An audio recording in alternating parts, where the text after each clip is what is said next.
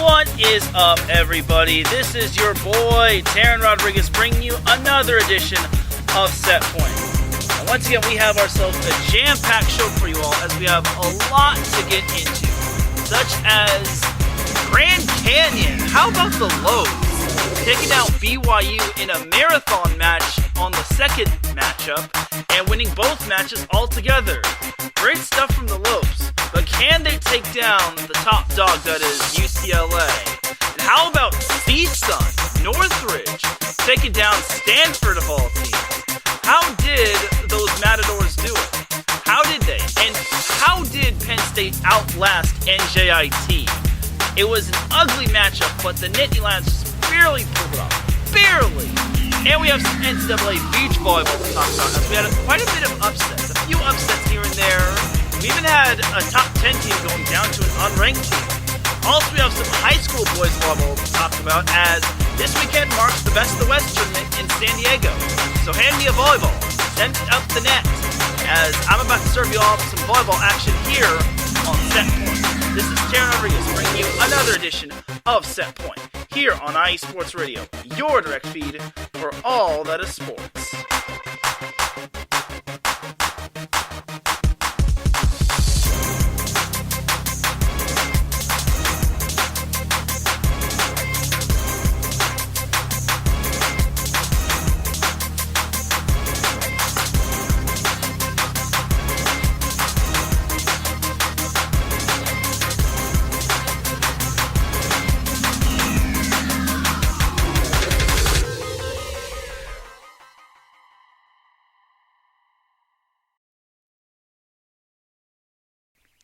And welcome all to another edition of Set Point.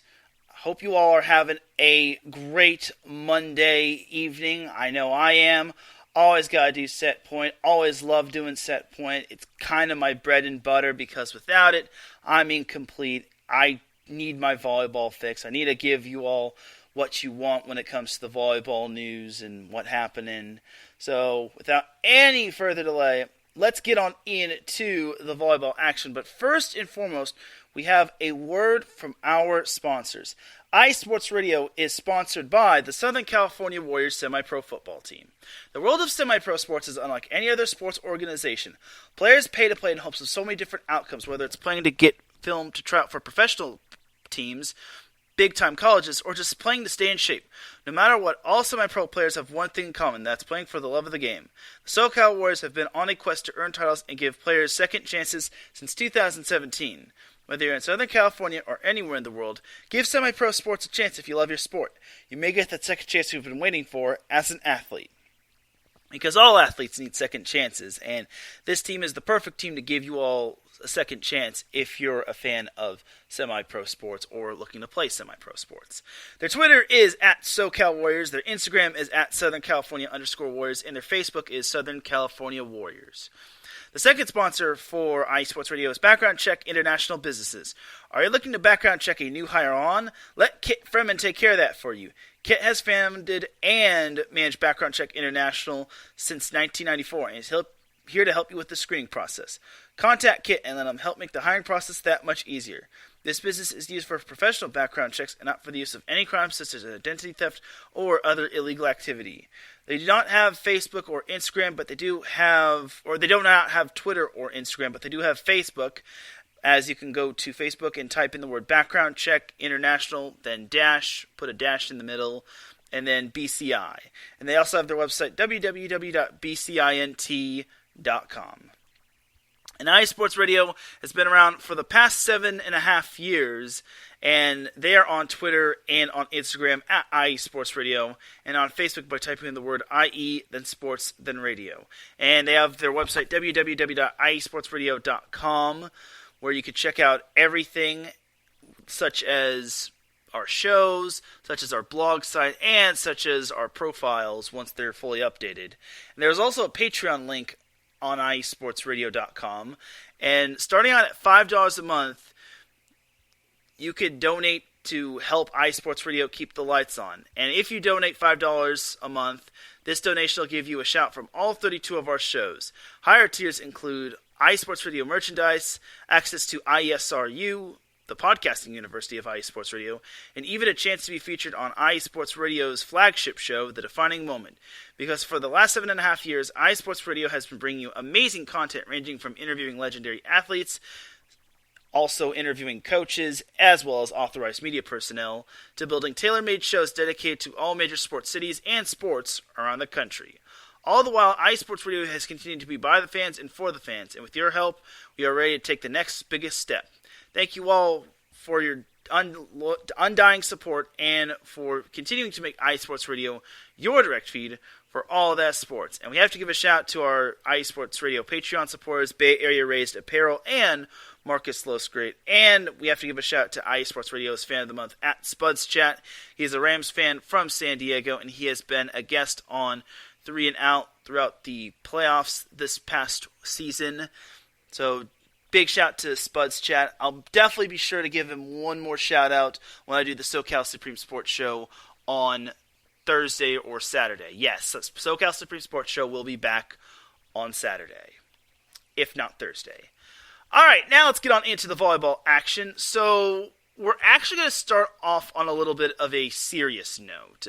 Yes, I know people don't want to hear the seriousness of anything, but we have to start off on a serious note. So the FIVB has unfortunately canceled the Volleyball Nations League from the Ukraine and Poland, and unfortunately, due to the whole Ukrainian things and all that's been going on with the U.S. and Ukraine, unfortunately, the FIVB has unfortunately decided to not include Ukraine or Russia or any of the.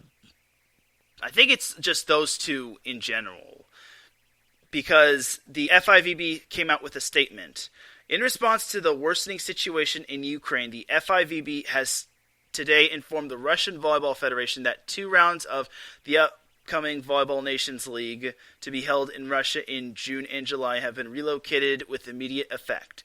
The FIVB will continue to closely follow the situation and will review other events due to be held in Russia, including the Men's World Championship scheduled for the second semester of 2022. I like how they use the word semester. I thought that could only be used in college, but I digress. The FIVB is listening to and in touch with its stakeholders, including national federations, and shares their grave concern for the people of Ukraine.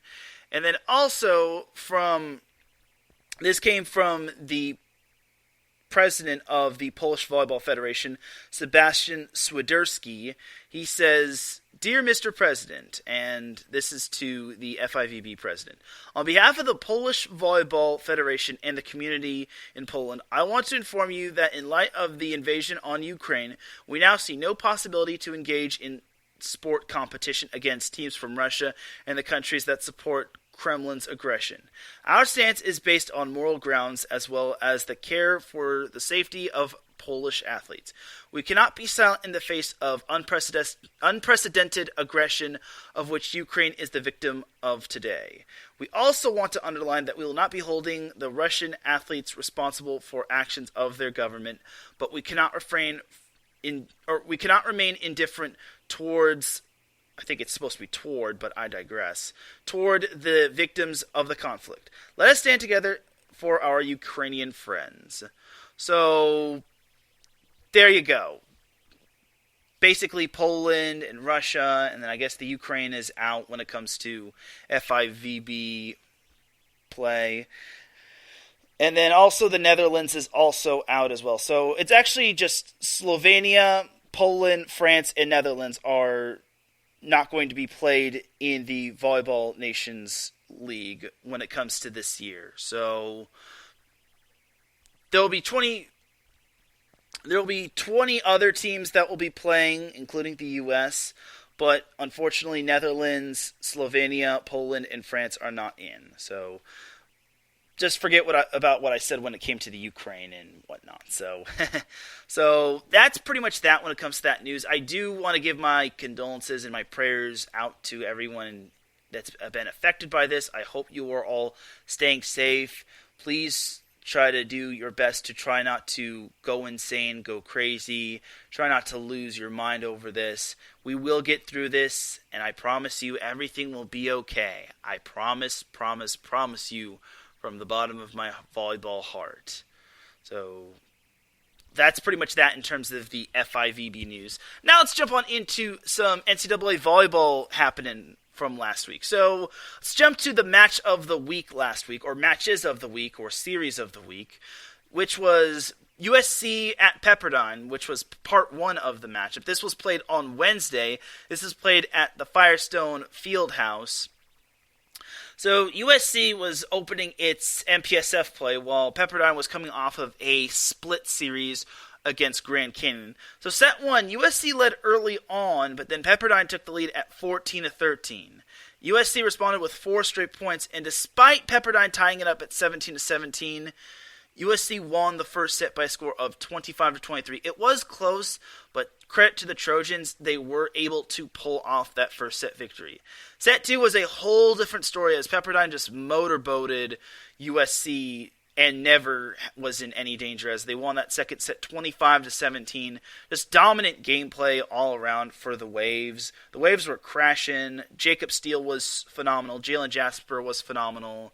Now set 3, Pepperdine led 9-6 early on, only to see USC tie it, and the two went back and forth after that. USC led 22-20, but then Pepperdine scored 3 straight to go up 23-22. USC did have 2 set points to possibly take a 2-1 lead, but they couldn't seal the deal. Eventually, Pepperdine only needed 2 set points of their own, and they were able to take the third set, 28-26. So credit to the Waves. They were able to be resilient against USC. USC is having a phenomenal season. Pepperdine is still trying to figure out their identity, but Pepperdine had USC on their heels in this matchup. Set 4, USC led most of the set, and they actually led 24-21.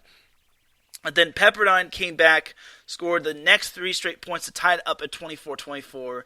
And then every USC fan was probably sweating bullets, and they were on pins and needles, considering they were thinking, are we going to lose on the road to Pepperdine? No. USC was able to score the final 2 points off of a successful challenge, but they did need 4 set points in order to win the set. But regardless, USC won set 4 26-24 and forced a 5th set. Now set 5, Pepperdine led 3-0 early on, only to see USC score 4 straight. Eventually, USC led 9-7, but then Pepperdine went on a 4-0 run to take an 11-9 lead. USC was fresh out of timeouts, and then eventually USC tied it up at 12-12 using a 3-1 run. The set was eventually tied at 13-13, but then Pepperdine won the match off of 2 USC attack errors, with the final one being a block at the net. The first USC attack error was actually challenged by the USC coach, but unfortunately it was an unsuccessful challenge. So Pepperdine won the 5th set 15-13, and they pulled off the win. I don't really know if it's considered a big upset, but considering the up and down season that Pepperdine has been having and the stellar season that USC is having, I could say that this is an upset. So Pepperdine was led by Jalen Jasper and Jacob Steele, who each had 16 kills. Jasper hit 300 while Steele hit 353. Spencer Wickens chipped in 15 kills, which was very impressive. And then this guy right here, Bryce Dvorak, the setter, he had 54 assists, 6 service aces, 8 blocks, 1 being a solo stuff, 7 being block assists, 6 digs, and 2 kills. This dude was stuffing the stat sheet. He was basically just doing it all. And then Trey Cole chipped in 11 digs, and as a team, Pepperdine hit 288, which was pretty impressive. Both teams hit close to one another. USC actually hit 287, while USC had 47 digs compared to Pepperdine's 41. USC was outblocked by Pepperdine 14-11, and they were out-aced 10-3. That was kind of what killed USC. Service errors and service aces. Pepperdine had 10 aces compared to USC's 3 service aces, while USC missed 21 serves compared to Pepperdine's 15. USC offensively was productive as Sam Coburn led the way with 20 kills, while Simon Gallas had 16 kills. Brandon Browning chipped in 14 kills and hit 440, while Liam Schroeder had 10 kills and he hit 600. USC had Chris Hall registering a double-double with 62 assists and 12 digs, and Cole Paxton, the libero, chipped in 11 digs. So that was the first matchup between these two teams. The second matchup between USC and Pepperdine also did not disappoint, as Pepperdine took the first set after trailing 1-0. After they trailed 1-0, Pepperdine was in no danger. Then, despite getting a little bit of a scare toward the end, Pepperdine took the first set 25-22. Second set, USC never trailed and led by as many as 5 and led 24-20, and everyone was thinking, okay, this match is going to be tied up at 1-1, right? No, Pepperdine scored 3 straight points and put USC in a little bit of a bind. However, Pepperdine couldn't get any closer as USC took that second set 25-23. That was basically the barn burner matchup right there. And USC dropped the first set 25-22. I think I said 25-23, but regardless, Pepperdine won the first set. Then set 3, it was tight early on as both of these teams were just had a little bit of a tug of war. This was probably the closest set despite the final set score. But then USC pulled away despite Pepperdine getting to within 1 at one point. But then USC was able to take the third set 25-19. And then set 4, once USC led 4-3, they never let up. It was tight early on, but then USC basically just hit the gas and just never looked back, registering their first MPSF win by taking set 4 25-20 and winning the match at Galen Center. So the Trojans are still undefeated at Galen Center, and I feel that's kind of their home field advantage or their force field, which is kind of good. But at the same time, they're going to need to start winning on the road. Because if you win on the road, then you can win. You're basically not affected by the crowd, and you're basically a talented team. So USC was led by Simon Gallas, who had 28 kills. I believe that is a career high for him. If not, that's a season high. He also hit .578, which is very impressive. That's some good hitting right there. He almost accounted for half of USC's kills. Sam Coburn chipped in 13 kills, and he hit 323. Those are the only two players in double digits in terms of kills, while Lucas Frasrand chipped in 9 kills. He didn't have any hitting errors. He only had 11 swings, but he hit a very good 18. So that's some good stuff from USC. Cole Paxton chipped in 12 digs as USC as a whole hit .459. Very impressive for the Trojans.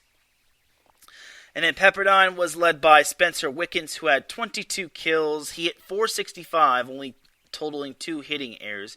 He also added 11 digs, which was quite impressive. And then Jacob Steele added 15 kills, while Jalen Jasper had 11 kills, hitting .333, and Austin Wilmot chipped in 10 kills.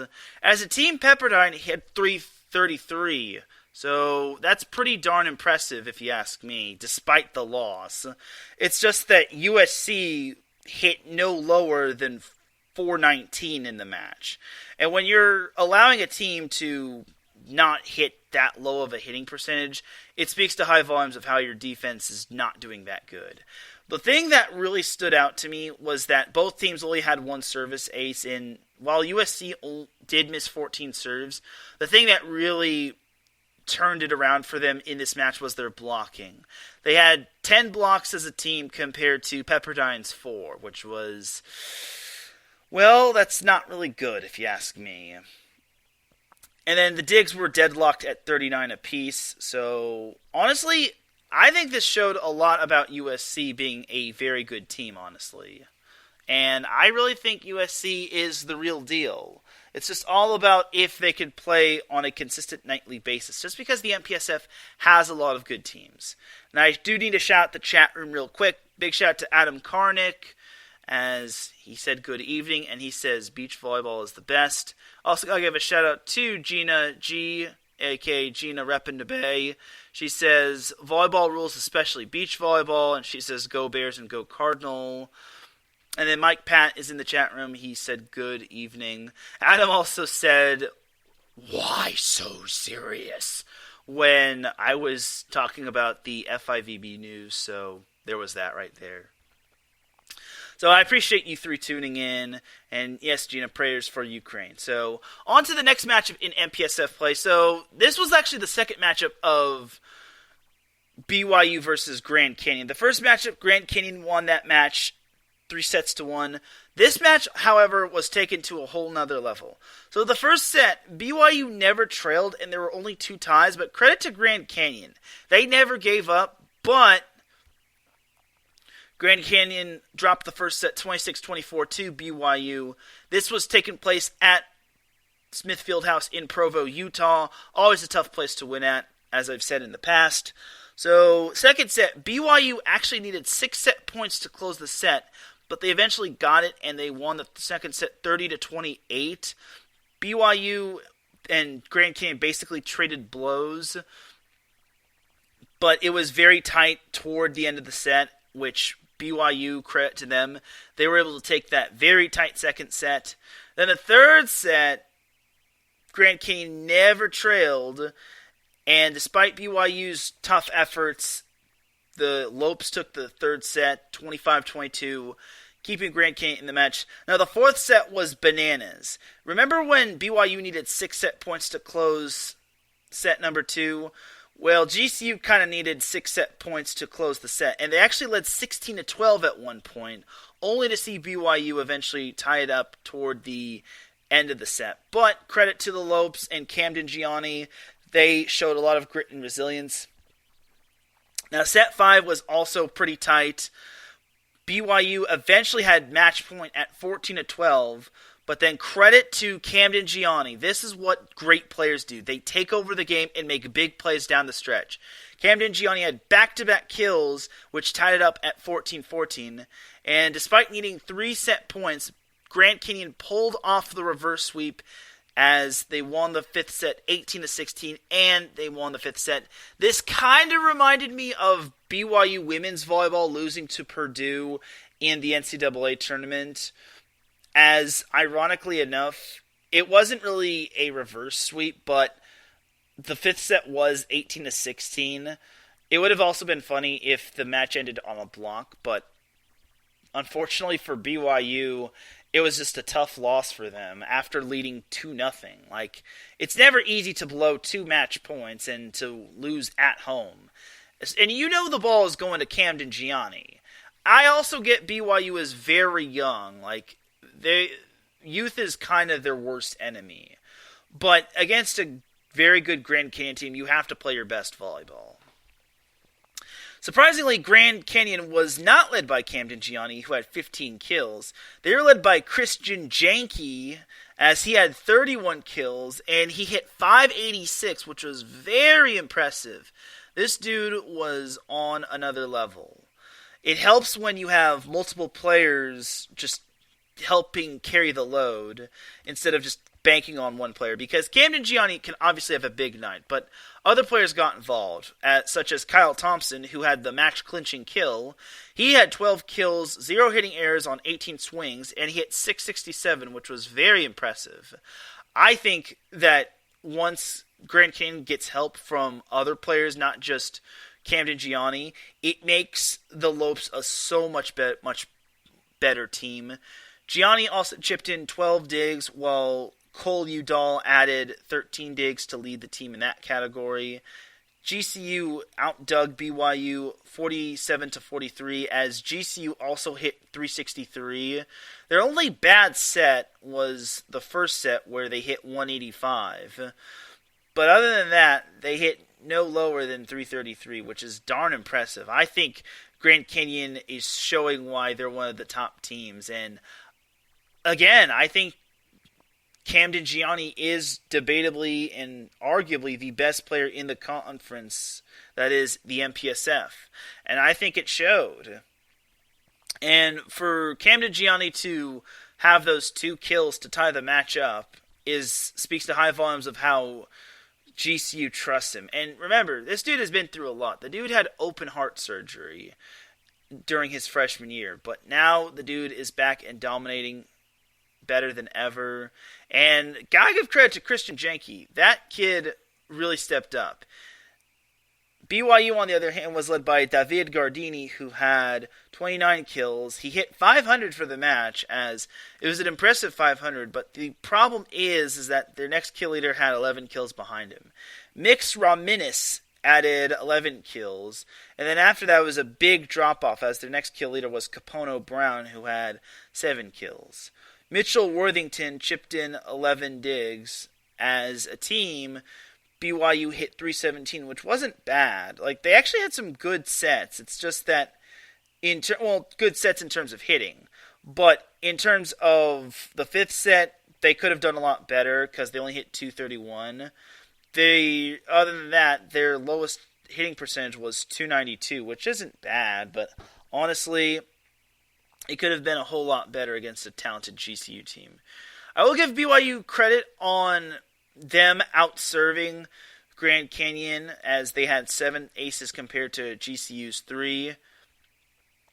But blocks were kind of key as well, as BYU had 9.5 blocks as a team, while GCU had 10. Even though that isn't too far, they did get a couple of solo stuffs. So all in all for Grand Canyon, this just goes to show that the Lopes are indeed for real, while BYU is still a little bit on the rebuilding side. Jumping away from the MPSF and jumping into some non-conference play, we have CSUN, yes, little CSUN, Cal State Northridge, upsetting Stanford. And I'm sorry I got to bring this up, Gina, but unfortunately, CSUN did defeat Stanford. I was very surprised at this matchup. I was like, wait a minute. CSUN beat Stanford? Because the two teams actually met last week, and Stanford stomped the you-know-what out of CSUN. And the previous night, however, Stanford actually lost to Long Beach State, which there's no shame in that, considering Long Beach is the second best team in the nation. But against CSUN, I know it was the second of a back-to-back as well, but still, CSUN, come on now. So the first set, Stanford led 2-1, but then CSUN went on an 8-0 run to basically just run away with that set. And then set 2, CSUN actually had set point at 24-23, but then errors plagued them terribly down the stretch, and eventually Stanford won the second set 27-25. Then set 3, CSUN never trailed after it was 4-4, as they pretty much ran away with the set, as they never trailed, like I said, and they wound up taking the third set 25-20. Now, set 4 was quite the eye-opener. Stanford actually led all of that set. They actually led by as many as 6. And everyone at the Matadome, who is probably a Stanford fan, was probably thinking, all right, this is going to go 5. Because Stanford was up 24-22, despite CSUN's best efforts. However, CSUN actually scored the last 4 points to take that fourth set 26-24. And I was just looking at this like, oh my god, how do you lose that? That's just pretty bad. So, oh my goodness. I could not believe that CSUN was able to beat Stanford. I get it. Stanford had a rough night the previous night, but come on. And I'm not trying to bash CSUN. Like, CSUN's kind of the black sheep of the Big West Conference, but to me, I think Stanford should have won this one. They should have at least pushed it to 5. So, I'm sorry, Gina, but Stanford kind of lost this one. As Adam says, so which school has the best men's team, and why is your answer Loyola? Funny, Adam. So, anyway, to the box score when it comes to CSUN and Stanford. Gina says that Stanford needed that. Okay, well, I guess it's better to lose to CSUN than to lose in MPSF play, just because CSUN is not in the conference, and it only gets better from here on out. I mean, I think they kind of did better against Long Beach than they did against CSUN, despite getting swept by Long Beach. So, I don't know. Maybe it was just a case of the Long Beach State hangover, but maybe Stanford got their bad match out of the way, and then they could continue to play better. Because Stanford does have Concordia Irvine in their MPSF opener, so we'll see. We say hello to Davidson Crooks, who's also in the chat room. He says, "What's good?" Hey, what's good, brother? Hope you are doing well, and hope you're having a great evening. Just talking some Stanford versus Cal State Northridge men's volleyball. CSUN was led by Kyle Hobus, who had 12 kills. He chipped in 10 digs as well, which was good for the dig lead. Daniel Wetter and Luke, I'm probably going to butcher his last name, Luke Krizmarzik, chipped in 11 kills, while Wetter hit 360. As a team, CSUN hit 292. Their first set, they hit 522, and unfortunately, CSUN had only one hitting error, so I just don't get it. How did Stanford win the first matchup, but they lose this one?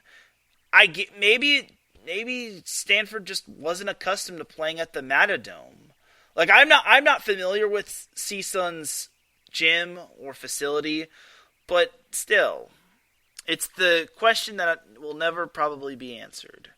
Stanford, on the other hand, was led by Kevin Lamp, who had 14 kills. He chipped in 12 digs as well. Will Rotman added 11 kills, and then it was kind of a big drop-off from there in terms of kill leaders, as Ethan Hill chipped in 5 kills. As a team, Stanford hit an abysmal 167, which is not good.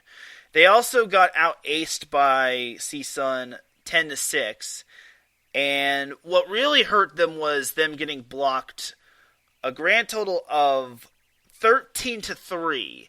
When you're getting out-blocked by that much, you are not going to win any match. I'm sorry, it doesn't matter who you are, but that was kind of the big matchup. That was kind of the big thing that stood out. It's like, no wonder Stanford couldn't get past CSUN. So, it was indeed a tough loss, but maybe Stanford, like Gina said, they needed that. So, they can only go up from here on out, and they need to beat Concordia, otherwise the MPSF is going to chew them up and spit them right out. As Adam says, go Concordia. No, Adam, it's not the Concordia of Chicago, it's Concordia of Irvine. But I guess all those Concordia schools are like brothers. Jumping over to the EIVA, so this happened on Saturday, and this was kind of my sneaky good match of the week. So this was number 4 Penn State at NJIT, New Jersey Institute of Technology. Adam says 13-3 on blocks. Was that for one game or the whole match? It was for the whole match. So thank you, Adam, for clarifying that. So for the whole match, CSUN outblocked Stanford 13-3. So there's that right there. So jumping on over to Penn State NJIT. So this was kind of the matchup I thought that Penn State would get a challenge from, just because Penn State has been mowing down the EIVA very amazingly. But this first set, NJIT trailed 4-0 early on, and then 5-3, and they led after that despite squandering a 5-point lead. Eventually, NJIT took the first set 25-23, and that actually marked the first set that Penn State had dropped in EIVA conference play. So, very impressive stuff from NJIT. I knew NJIT was going to give Penn State some sort of fit, just because NJIT is loaded with talent. They are so underrated. I think of all the unranked teams, I think NJIT is probably and arguably the best one.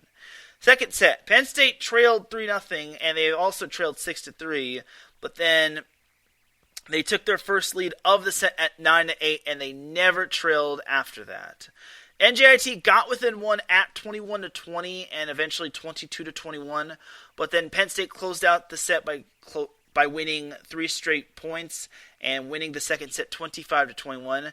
Then the third set, it was a whole different story, as Penn State was in little to no danger after trailing 1-0, as Penn State won the third set 25-18. That was kind of the Penn State that Nittany Lions fans were hoping for. So it looked as if Penn State was going to take down NJIT in 4, right? No. NJIT was in zero danger for the fourth set, as they dominated that fourth set, winning it 25-16. I think that might have been Penn State's ugliest set since losing to USC. Possibly. Debatably. Not sure. But it was still a very ugly set. It was definitely their ugliest set in EIVA conference play. So then the fifth set. Neither team led by no more than one until both teams got to double digits. It was just Penn State lead, tie, Penn State lead, tie, NJIT lead, tie, so on and so forth. And it was a 1-point game all the way up to both teams having 12 points. NJIT actually led 12-11, but then Penn State tied it up. And then Brett Wildman, one of the top seniors on Penn State's team, had back-to-back service aces, which gave Penn State match point. And that was a killer right there for NJIT. That was kind of the straw that broke the camel's back. Because NJIT eventually got the next point, but unfortunately for them, Toby Ezeonu, or as I call him, Easy as 1-2-3, had the next point, and eventually Penn State was able to escape with the victory, which was very impressive. So to me, I really thought Penn State was going to get a challenge from this. I definitely called this last week. This is why I had it as my sneaky good match to watch for. If it weren't for USC Pepperdine or any of the other matches that I'm about to go over, I think this could have easily been match of the week. But for me, this was definitely the sneaky good matchup, and it never disappointed. It did not disappoint, as Penn State was led by Brett Wildman, who had 15 kills, and once again, he had the two aces in the fifth set, which basically ignited Penn State to never trailing after it was tied at 12-12. Cal Fisher chipped in 13 kills, while Toby Ezeonu had 8 kills and he hit .353. As a team, Penn State did not have its best hitting match. They hit a grand total of 150 compared to NJIT's 214. Now, there were a lot of mind-blowing stats that kind of caught my eye. The first one caught my eye in terms of Penn State, as Penn State had 8 service aces compared to NJIT's 2. And then Penn State had 18 service errors compared to NJIT's 21. So Penn State clearly won the serving battle. Blocks were nearly identical in terms of teams, as both teams were pretty much neck and neck in terms of blocks, as Penn State had 11.5 blocks compared to Penn State had 11.5 blocks compared to NJIT's 14.5. I'm sorry, I'm doing my math wrong. 15.5 blocks compared to NJIT's 14.5. But this stat went directly to NJIT. NJIT outdug Penn State 54-38, which is very impressive. Penn State had 0 players in double digits in terms of digs, while NJIT had Carson Williams. They had Griffin Feisler and Joe Kennedy each having double-digit digs with 17 and 15 respectively. NJIT was led by Julian Meisner, who had 16 kills, while Alessandro Negri chipped in 15. Jens Feldthus chipped in 10 kills and hit .343. All in all for NJIT. And the fifth set, NJIT really hit well. They hit .615. They had 8 kills with no hitting errors. Unfortunately, they had to play good serve receive. Just because Cal Fisher has a deadly serve. I'm sorry, not Cal Fisher. Well, Cal Fisher also chipped in 4 service aces, but Wildman has a deadly serve as well. So to me, I think Penn State really excelled well at the serving battle. That was what won Penn State the match. That was what NJIT unfortunately lacked in, and as a result, they just could not get the job done. But a valiant effort from NJIT. I basically have been singing praises since the season started. I think NJIT is on the rise. I think NJIT is definitely a team that's going to be deadly going down the stretch in EIVA play.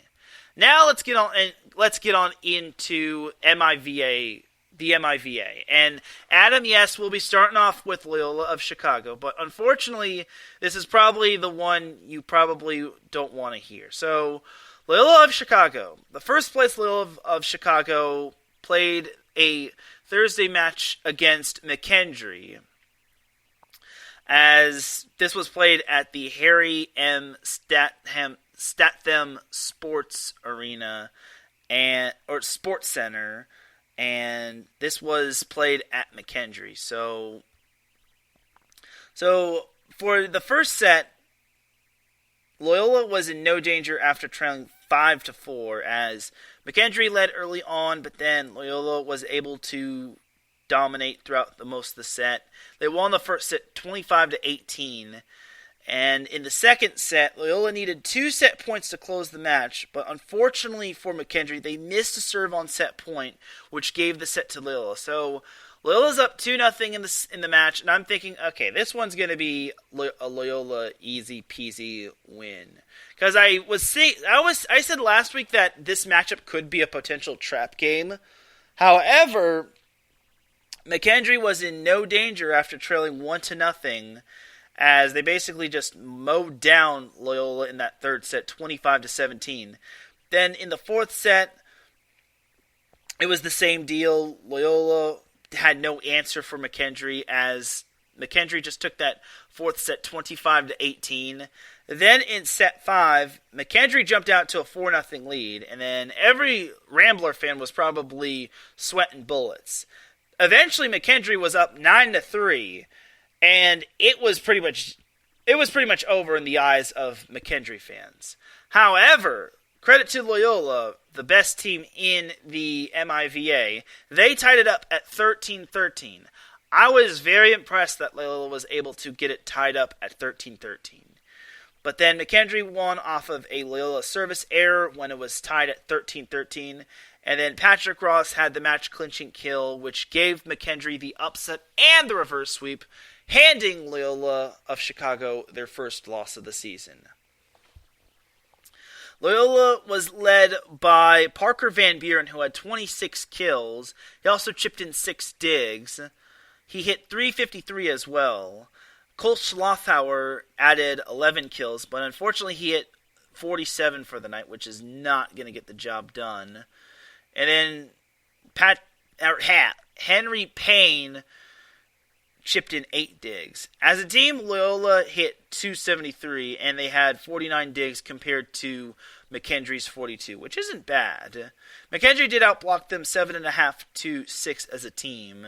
And then in terms of the serve battle, McKendree won that one 7-4 in terms of service aces, and then Loyola had 29 service errors compared to McKendree's 20.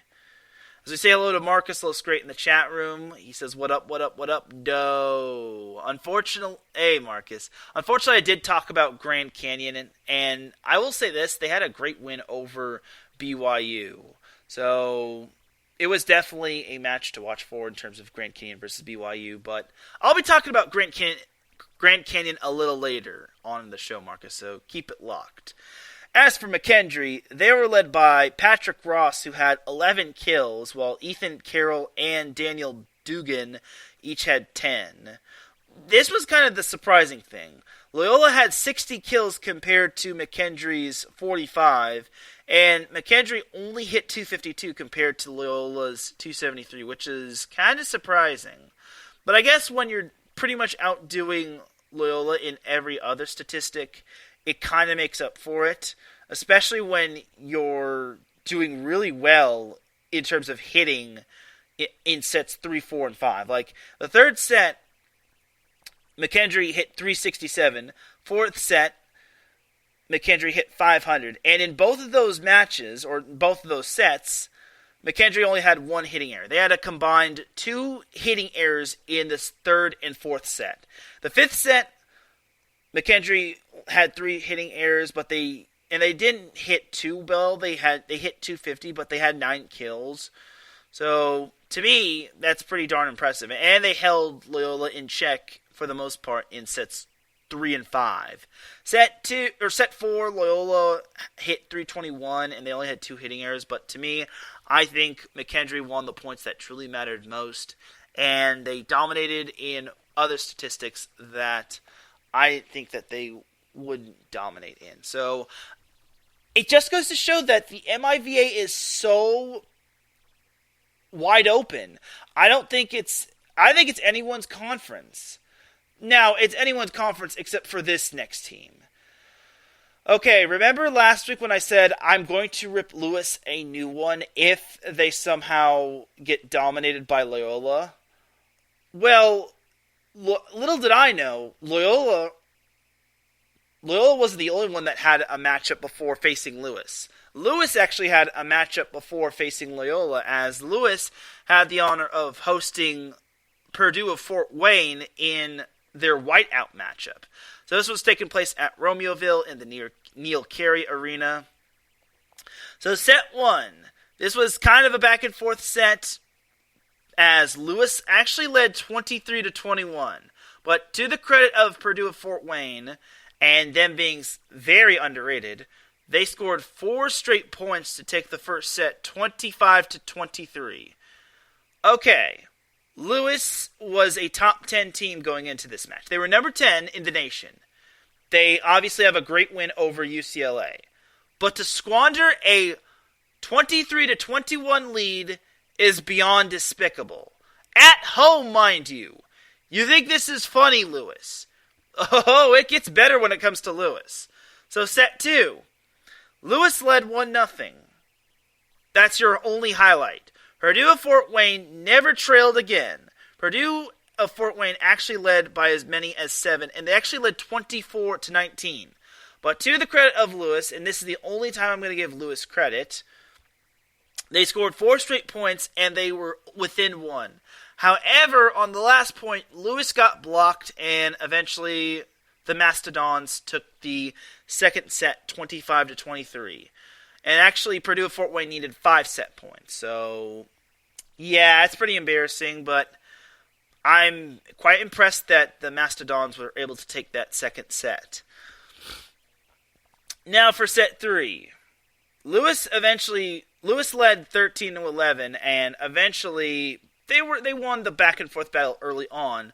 But then Purdue of Fort Wayne scored 5 of the next 6 points, and they never trailed again as they won that third set 25-22, completing the sweep on the road against Lewis. Okay. Loyola, I'll give them benefit of the doubt that McKendree does have some good wins.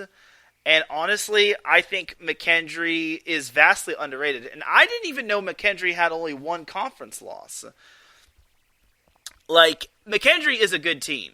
Now, Purdue of Fort Wayne isn't really in that category, but they're kind of on the category of borderline. They're kind of good, but they're not really good. I don't really look at Purdue of Fort Wayne of being as good as McKendree. But what in the heck are you doing, Lewis? How do you get waxed on your home floor in straight sets? Okay, waxed isn't the word to use, but seriously, you got swept on your so-called whiteout game. This is why you don't use themes for your games against conference opponents. Like, I get the theme of getting the fans involved, but holy guacamole, did you send your fans home disappointed? Lewis hit a whopping 159 on the night, and their leader was Tyler Mitchum in terms of kills. He had 11 kills. He was probably their most efficient hitter, hitting 714 on the night, but he had 1/3 of Lewis's overall kills. Their next kill leader was John Davis, who had 7 kills. He also chipped in 9 digs as well, which is kind of good. Lewis ran their 6-2 offense, but I'm pretty sure Purdue of Fort Wayne saw that coming from a mile away. Now, PFW, or Purdue of Fort Wayne, was led by John Diedrich, who had 12 kills, while Zach Solomon and Vincent Ibarra each had 8 kills. As a team, Purdue of Fort Wayne only hit 242, which isn't the greatest, but it was serviceable. The serves were pretty much dead even in terms of aces and airs. And the digs were actually deadlocked at 30-30, but unfortunately, it just makes me wonder how Lewis just lost this match. Like, Lewis hit below 200 in all of their sets, while Purdue and Fort Wayne, on the other hand, they hit over 200 in all of their sets. So to me, I'm just as lost as the average NCAA men's volleyball fan. And I just could not believe Lewis lost this one in straight sets. They know that they cannot afford too many losses when it comes to MIVA play. And now they're further behind the 8-ball. I just don't get how Lewis is doing this to themselves. I think that Lewis looked too far ahead. And I think the same can be said for Loyola. However, when it came to Lewis versus Loyola, Loyola was the better team, as Lewis actually led 15-13, but once Loyola tied it up at 16-16, they did not trail again, as they won the first set 25-18. Basically, Loyola outscored Lewis 9-2. 9-2. How do you get outscored 9-2, Lewis? I told you I was going to rip you a new one, and let me just tell you something. That's unacceptable, especially on the road, especially against a team that is your crosstown rival, especially against a team that is currently occupying first place, especially when you need to win matchups such as that to keep pace with them in the conference, as well as Ball State, especially when you're ranked ahead of them, and now you're losing despite it being tied at 16-16, and then you're letting them outscore you 9-2. So second set, Lewis actually led 6-5, but then Loyola never trailed again, as they used a 4-0 run after it was tied at 7-7, and they eventually took the second set 25-22. Once again, credit to a little credit to Lewis for keeping it close with Loyola, but it still doesn't mean anything. They lost that second set. They were down 0-2 to Loyola. They were on their heels early on, and Loyola fans were just feeling it. They knew that this was going to be a big matchup, and they needed to shut their rivals up. Now, the third set, Loyola never trailed, and they had control of the whole set until Lewis scored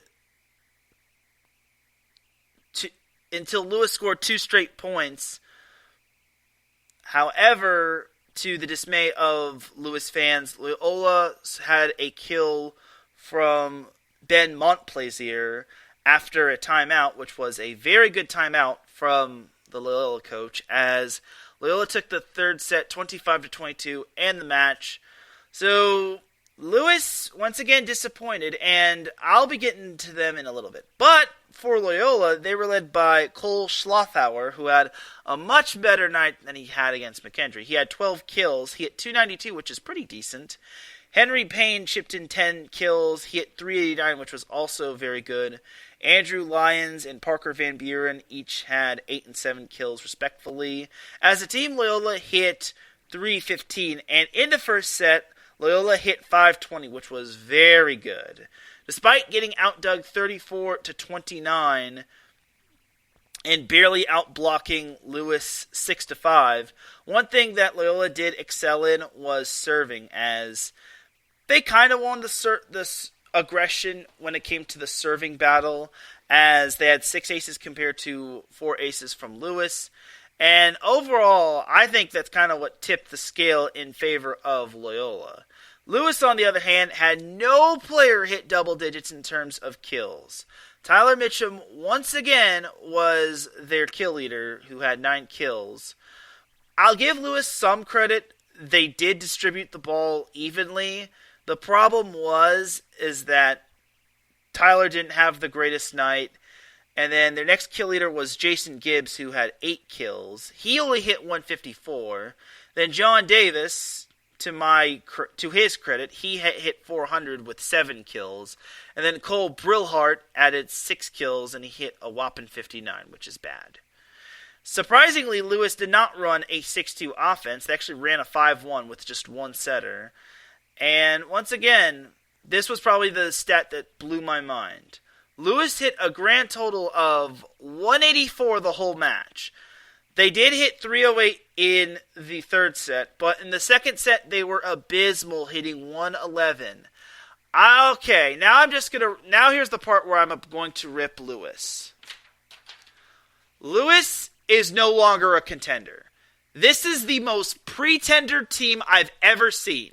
It's year after year, Lewis thinks of itself as contenders. Everyone says, oh, Lewis is going to be a contender. No! I'm sick of it. Lewis is no contender. They cannot compete with Long Beach. They cannot compete with Hawaii. I don't know how they beat UCLA, but this is not a contender. They can't even beat Purdue or Fort Wayne. They're 2-4 in their conference. I just don't get it. They're not contenders. Please take them out of the contender category. Please. Ball State is a contender. Loyola is a contender. McKendree is a contender. Purdue and Fort Wayne still has potential. Lewis is just absolutely disappointing. They're a one-dimensional offense who relies on one guy. And when they rely on multiple players, it falls flat on their face. I just don't get it. I still, to this day, do not know how they beat UCLA. It just blows my mind. And you want to know what's worse? Is that Lewis is still top 15 in the AVCA coaches poll. They're number 11. They went down a whopping one spot. Loyola is behind them. They're 12th. What is the AVCA voting on? Just because Lewis has one good win over UCLA on the road does not mean squat. Lewis is not top 15 material. I don't even think they're even top 15 material. They're bad. They ran Ryan Conan into the ground. And let me just tell you this. They're not winning no NCAA championship. I don't even think they get into the tournament. They're not getting into no tournament considering Ball State is playing legit even though they had that one loss to Loyola.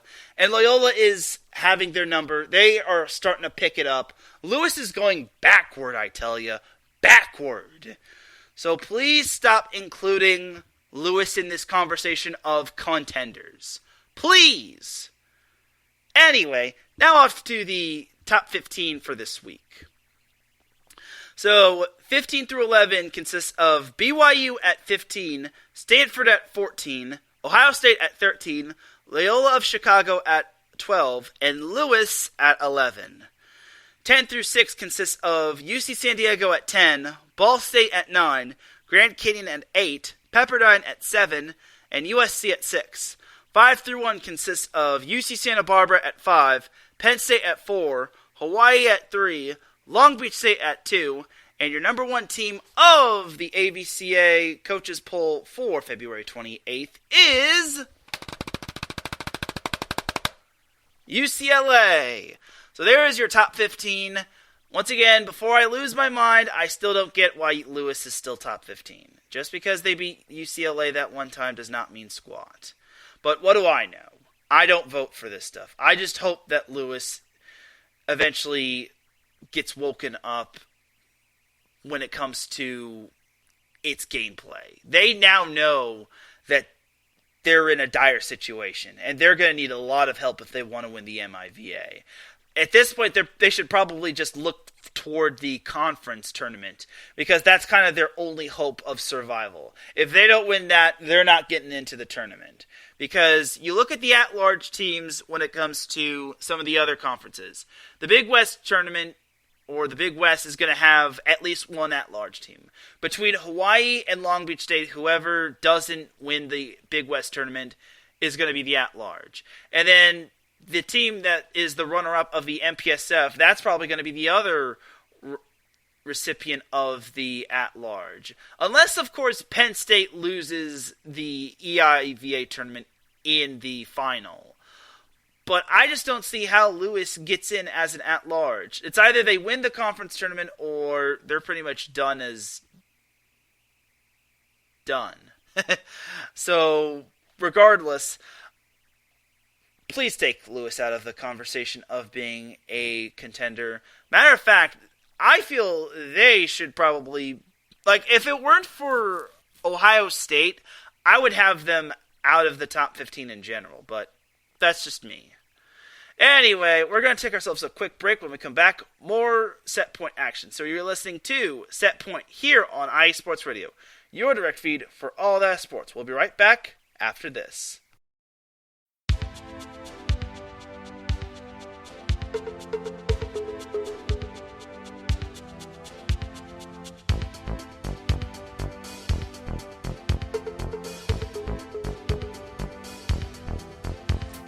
What's up, sports fans? Are you looking for the latest on Northern California sports? Then take a trip out west with me, your host, Gina G, on Reppin' to NorCal Sports, right here on IE Sports Radio, your direct feed for all that is sports. I'll be bringing it to you all the way live every Monday at 3 p.m. Pacific, 6 p.m. Eastern. And it's always a packed show. I'll bring you everything Dynastic 49ers, the bite of the San Jose Sharks, torture of the San Francisco Giants, the Golden State Warriors that we still believe. Then take you across the bay to the rise and grind of the Oakland A's. I've got you covered on college ball from the Cal Bears to the Stanford Cardinal, so that no matter what, reppin' in NorCal Sports is always reppin' the Bay. So if you bleed red and gold, or you're looking to keep an eye out west in them thar hills, don't miss me, Gina G, on reppin' in NorCal Sports. Catch me every Monday at 3 p.m. Pacific, 6 p.m. Eastern, and I'll have your fandom repped harder than a trio of defenders guarding Stephen Curry before his buzzer beater is Gucci.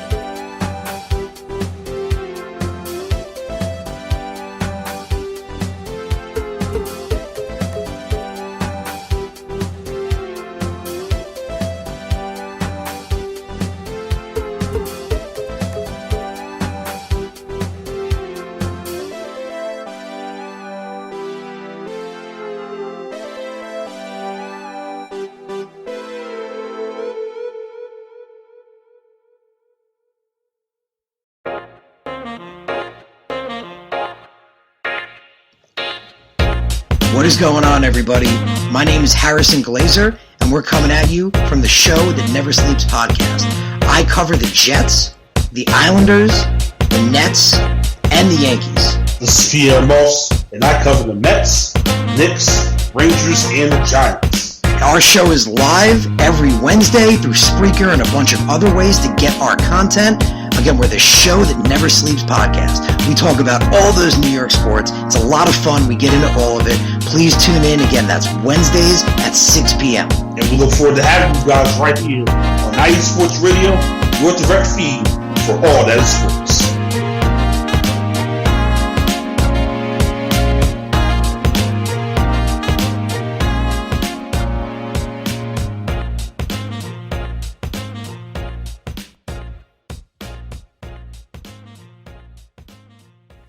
Back with segment number 2 of Set Point here on IE Sports Radio, your direct feed for all the sports.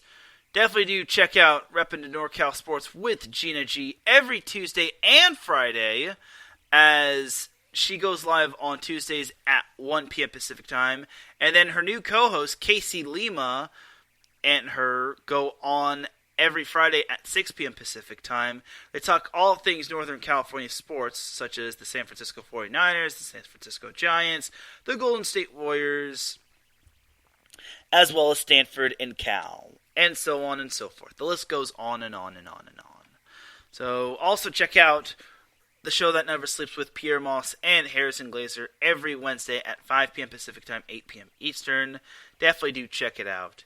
So now that that's out of the way, let's get on into segment number 2 of Set Point. So we're actually going to be switching it up a bit, as I'll be talking some high school volleyball, high school boys volleyball right now, as there was quite a bit of high school volleyball that happened this past week, and I actually got to attend a tournament, as I attended the Redondo preseason tournament. So to me, I thought that was quite the adventure going up to Redondo Union High School in Redondo Beach.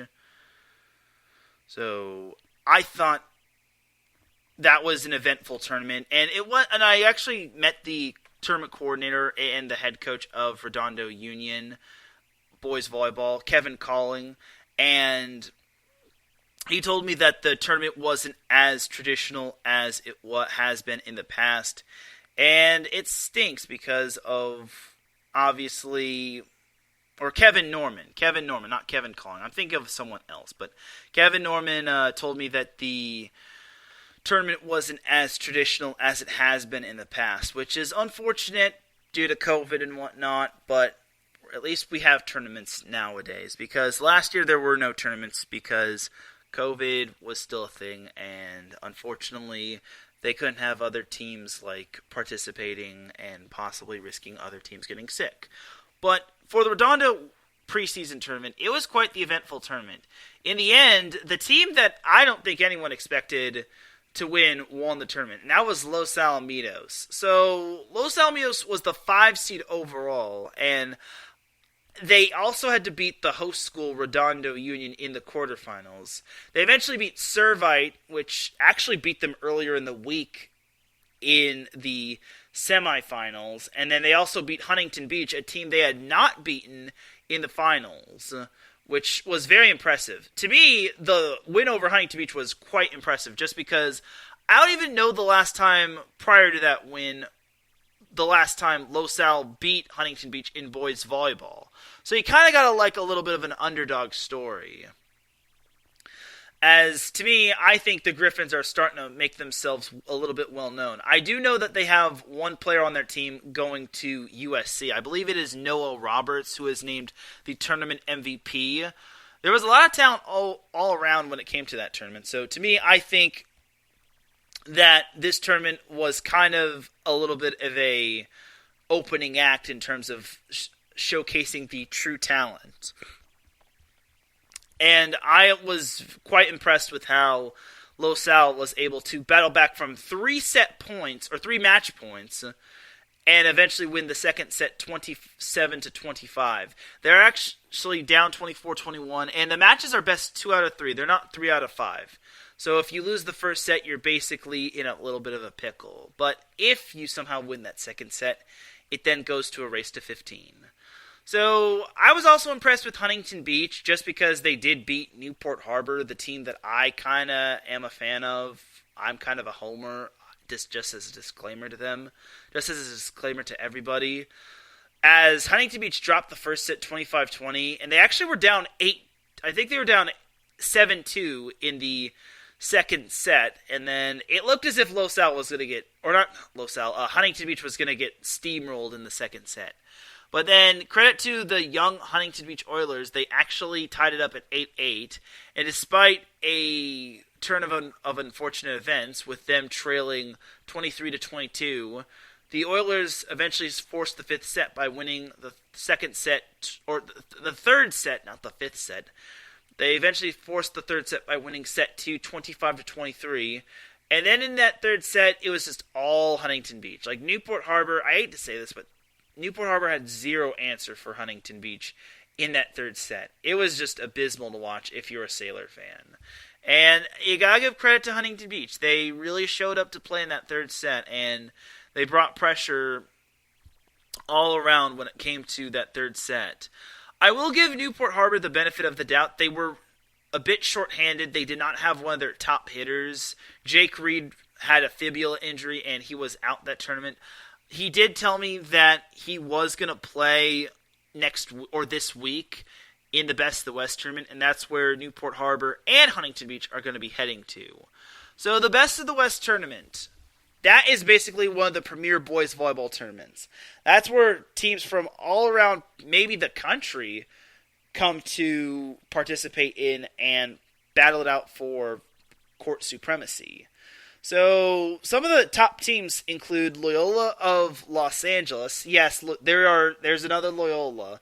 Loyola of Los Angeles, Miracosta of Manhattan Beach, Newport Harbor of Newport Beach, Punahou of Hawaii, Huntington Beach, Mater Dei, Corona del Mar, and Santa Barbara. Other teams that I kind of have a little bit... Other teams that I think are noteworthy include Servite, La Costa Canyon, Buchanan, Beckman, Los Alamitos, and even St. Francis.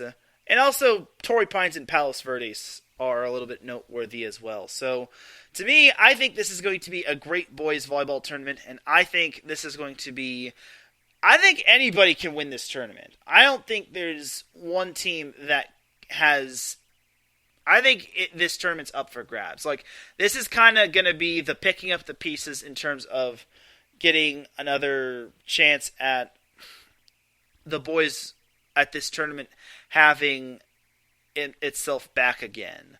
So, to me, I think the Best of the West tournament is going to be one of the most prestigious tournaments out there. And whoever wins that tournament is going to have a leg up on the competition, especially when it comes to the California schools. But when it comes to Punahou playing in this tournament, they're one of the few teams that always wins this tournament. They attend this tournament every other year. And unfortunately for other teams, that this is the year where they get to participate in. So I think for Punahou, that's probably one of the favorites to win the tournament. But then Loyola is really good. Miracosta, despite getting hit hard in terms of graduation, they always reload. If Jake Reed does play for Newport Harbor, that is another feather in the Sailors' cap. Corona del Mar, I think, could also do damage. I don't understand why they're the 7th seed overall. I kind of think they're a 5 seed, but I digress. And then Huntington Beach, despite being a young team, I think can do damage when it comes to this tournament. Again, it still remains to be seen on who will win this tournament, and I think, to me, anybody can win this tournament, but I feel that this tournament's going to be all-around madness. Heck, I wouldn't even be surprised if a 1 seed failed to advance out of pool play. So, we'll see. But that's that right there for high school boys volleyball. So let's head over to some NCAA beach volleyball action. So, to my dismay, the NCAA beach volleyball website does not produce scores. So, unfortunately, I had to kind of fish out some of the top 20 scores from this past weekend. And there were 4 upsets from this past weekend, and the top 20 does not get updated until tomorrow. So, unfortunately, Set Point is not live on Tuesdays, but we'll see what happens down the road. So for the upsets that happened, we'll kind of go from biggest to like the smallest upset to like the biggest upset. So we'll start with Tulane beating Georgia State. Tulane is unranked while Georgia State was ranked, and unfortunately for Georgia State, they lost, which was quite unfortunate for them, as they wound up losing to Tulane they wound up losing 3-2. So how beach volleyball works is there are 5 matches going on, and you win the match by winning 3 of the 5 matches. It's kind of like volleyball in general, except it's basically just 2 players facing off against 2 other players, and then they switch sides at the net after a certain number of points. And then it basically becomes working with your partner well. So it's instead of just having 6 players on the court, it's just 2 on each court. So there's that right there. And then they also have an unofficial match, which is a 6th match, but yeah. So Tulane, unfortunately, to Georgia State's dismay, edged out Georgia State, which was played on Friday in the Green Wave Invitational. But all in all, for Georgia State, there's still plenty of time for them. They also lost to LSU this past weekend, but it's still early in the season, so I don't think that they need to worry about this too much. So elsewhere, when it came to the NCAA Beach Volleyball upsets, was Stetson, number 19 Stetson, taking down number 18 South Carolina. They won 4-1 in the Stetson Spring Fling. They actually won the whole thing, as they also beat Mercer College of Charleston and Florida Gulf Coast. So that was kind of, I don't think that's too big of an upset just because there's not too much separating Stetson and South Carolina. But still rather impressive that Stetson was able to pull off that win. I mean, it was at Stetson, but still, an upset's an upset. Like, early on, those things are kind of tough to come by, especially when you're trending borderline of not being ranked and being ranked lowly, but that's just me. So, Stetson upset South Carolina and won that whole little shindig. And then elsewhere in terms of upsets was number 10 Hawaii taking down number 7 Stanford. Gina, I'm sorry I have to do this again, but number 7 Stanford lost to number 10 Hawaii 3-2 on Sunday in the, I want to get the actual name right when it comes to this whole thing. Hawaii beat Stanford in the Heineken Duke Kahanamoku Beach Classic. I was going to say the Hawaii tournament, but that's too plain. So, Stanford had a tough one this past weekend. They also lost to UCLA. But Hawaii also lost to the likes of UCLA, and they also lost to Stanford on Friday, 1-4. But Hawaii is vastly underrated. They are kind of underrated, in my opinion. I think that they're the second best team in the Big West Conference behind Cal Poly. Not trying to say that the other teams in the Big West Conference do not stack up to Cal Poly or Hawaii. I think anything could happen in a certain conference, but unfortunately, I think to me, Cal Poly is probably the best, followed by Hawaii, then Long Beach State, and so on and so forth. So, for Hawaii, this was an impressive win. They kind of needed a bit of a feather in their cap after losing to UCLA and after having a rough first few games. So I think Stanford will use this loss and take it with a grain of salt. Now we go to the big upset when it came to the NCAA Beach upsets of Week 1. We had Tampa. Yes, Tampa. I think they're traditionally an NCAA Division II school. They upset number 8 Cal Poly. Now, when it comes to Tampa, I think Tampa is in the NCAA Beach Division I just because of like placements and whatnot. But I was still surprised to see number 8 Cal Poly losing to Tampa 3-2. Like, it was very surprising. I just could not believe what I saw. And for me, I think it was just rather surprising as a whole. I think everyone got shaken to the core. I was just, it's really impressive because last year Tampa got smoked by Cal Poly, but this year Tampa returned the favor, which was quite impressive.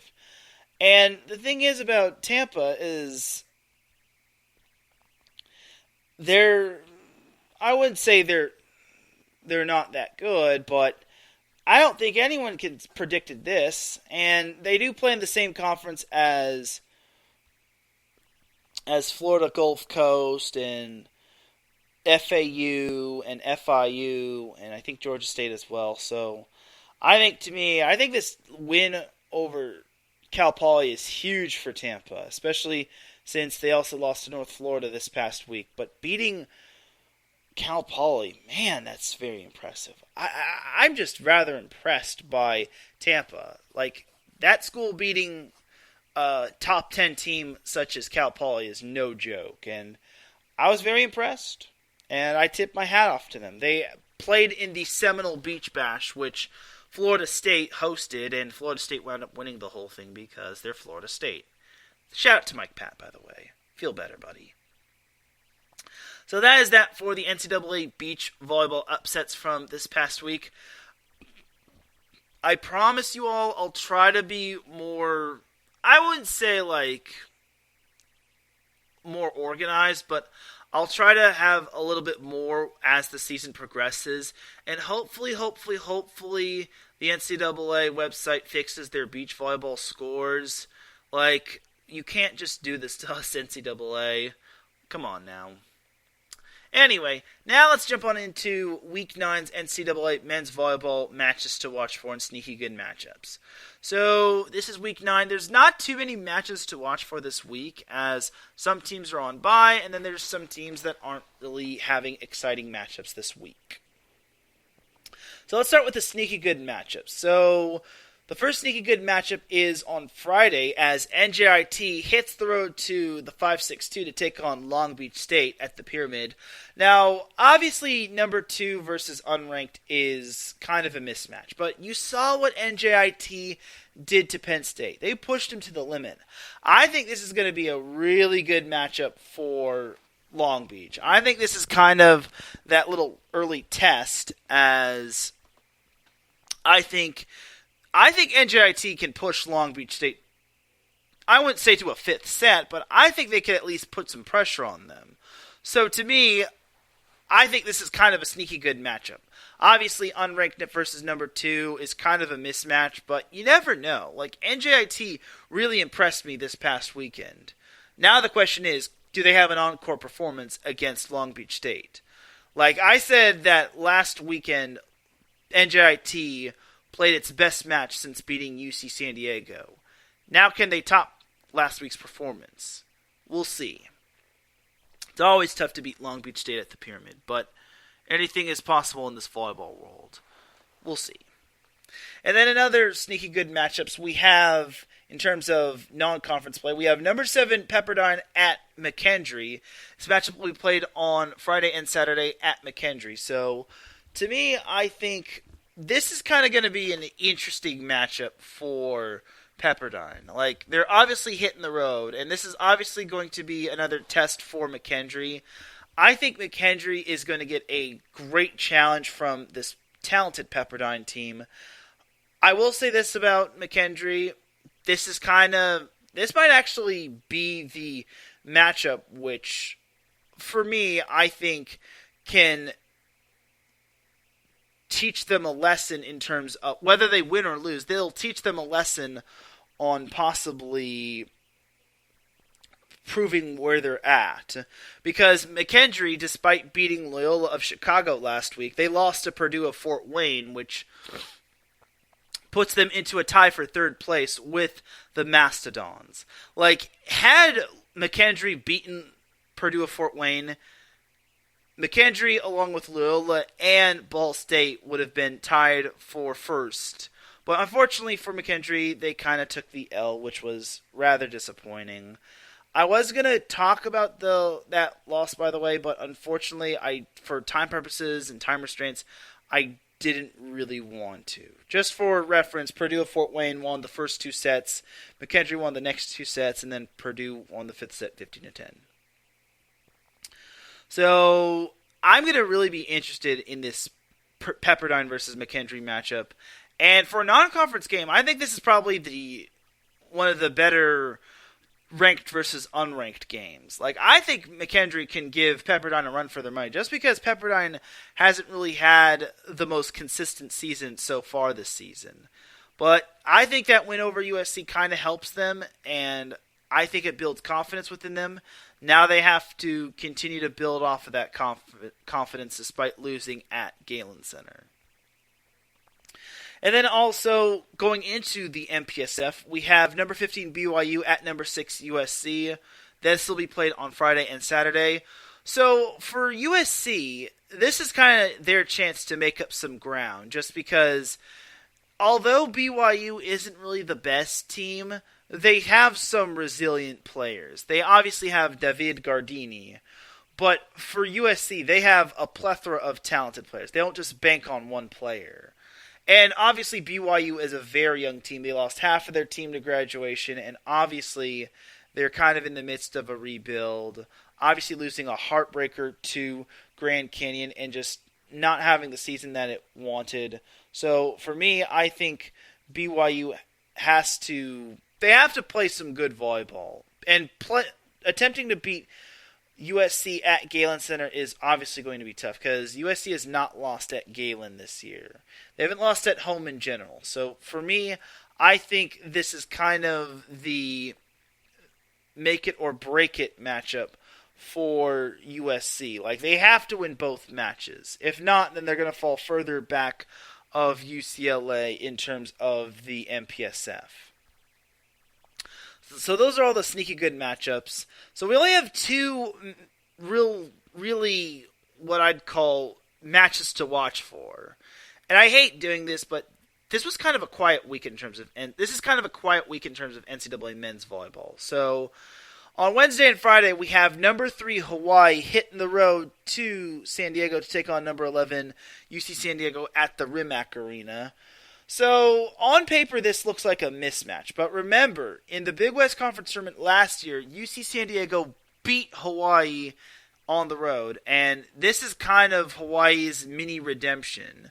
I wouldn't call it like revenge, but I think this is obviously going to be on the minds of...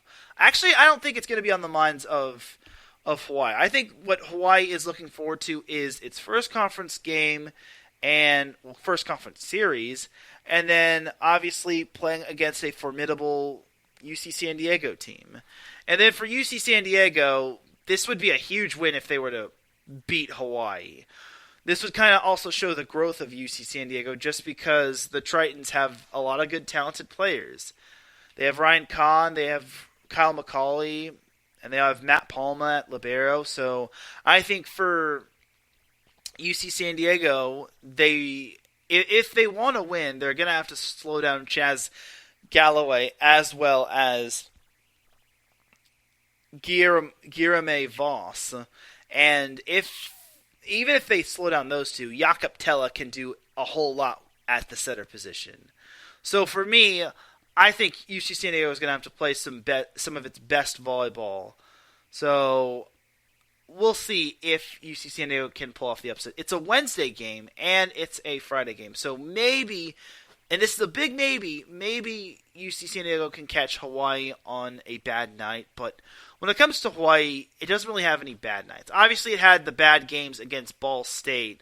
But one of its games, it wasn't at full strength. And then the other game, it was kind of reeling off of that loss. And it was a Monday game. And they were getting a few bodies back. So I think for Hawaii, this is kind of going to be target practice. And this is kind of going to be a good look of what Hawaii can be. And then now for the match/series of the week. It's going to be number 8 Grand Canyon at number 1 UCLA. This will be played on Friday and on Saturday. So for Grand Canyon, if they want to possibly win the MPSF, they're going to have to take down the first place team in UCLA. UCLA obviously mowed down Concordia of Irvine this past week, and now they're going to get a big test because obviously Concordia was kind of the appetizer. Now comes some of the main course with Grand Canyon. They're going to have to slow down Camden Gianni, and basically,